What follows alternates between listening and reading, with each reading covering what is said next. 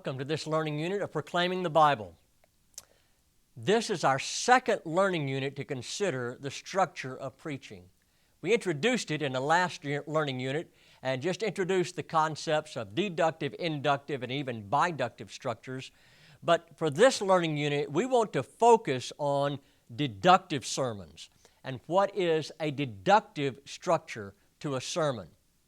I want to encourage you to be sure and take the guidelines for a deductive sermon and to keep it in front of you this week. I want you to print it off and to keep it in front of you. In fact, keep it in front of you for the rest of this course because it developed out of a very practical tool that was used to analyze hundreds of sermons.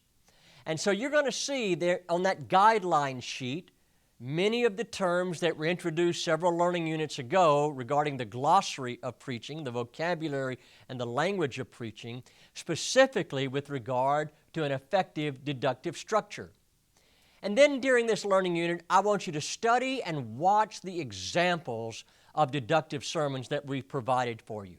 It's going to launch you out onto the internet and take you to some YouTube examples. It's even going to take you inside the chapel here at our New Orleans campus and to see some of the sermons that have been preached here on campus that were very clear and effective deductive sermons. And so watch and listen for these deductive sermons and listen for the illustrations and for the application elements in these effective deductive sermons. Listen for what we call 4 bridges of clear introductions.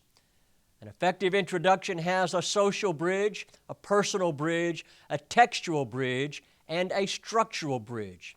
We'll talk more about those later in the course when we talk about introductions, but listen for the social, the personal, the textual, and the structural bridges in the introductions to these deductive sermons. This may be the type of sermons that you have heard most of your life.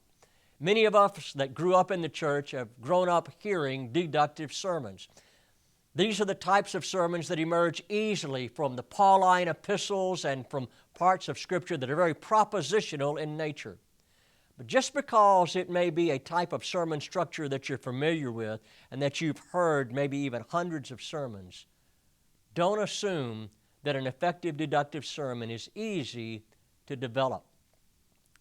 In our next learning unit, we're going to look at an additional option, one other than a deductive sermon structure that may not be quite as familiar to you, but is gaining a great deal of popularity as well as effectiveness in our culture today.